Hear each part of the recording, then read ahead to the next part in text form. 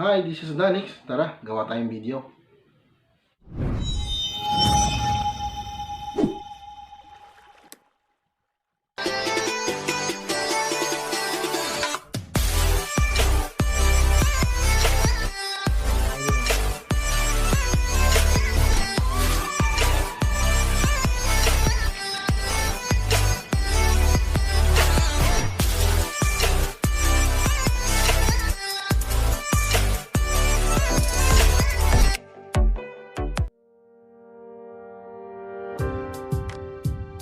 Po natin kung ano po ang PLC. Basically, ang PLC po ay ang meaning po niya ay Programmable Logic Controller o Control. Ang PLC po ay widely used on factories, plants, production, and so on.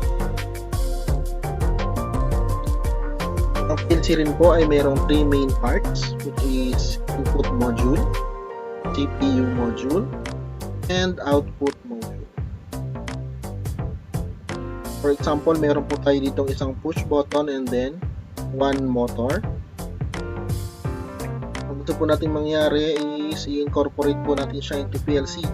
Ngayon po, ito po yung isa sa mga basic principles na pwede natin gawin sa PLC. So,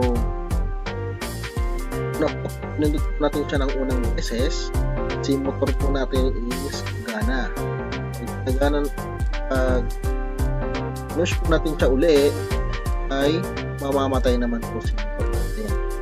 So, para magawa po natin yan, kailangan po natin ng laptop na connected sa ating CPU.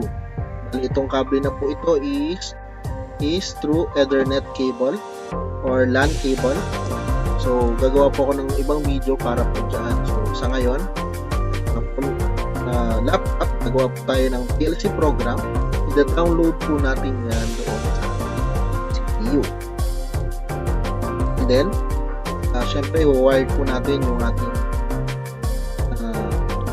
devices, which is yung push button and the motor itself. And then, pag pinundot po natin siya ng isang beses, send po siya ng signal from the push button going to input module. And then, from input module, nakaka-sense po siya ng raw electrical signal, which is i-convert niya po into digital signal na maintindihan po ng ating CPU.